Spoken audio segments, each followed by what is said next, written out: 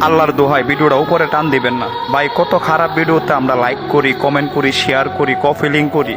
আমার এই অসল মায়ের জন্য আমরা একটু লাইক করি, একটু শেয়ার করি, একটু কফিলিং করি। প্লিজ ভাই একটু সাপোর্ট করি আমরা, প্লিজ।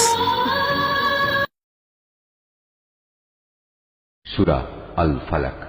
বিসমিল্লাহির রহমানির রহিম। রহমান রহিম আল্লাহ তাআলার নামে। কুল আউযু বিরাব্বিল ফালাক। হে নবী, তুমি বলো, আমি উজ্জ্বল প্রভাতের মালিকের কাছে আশ্রয় চাই।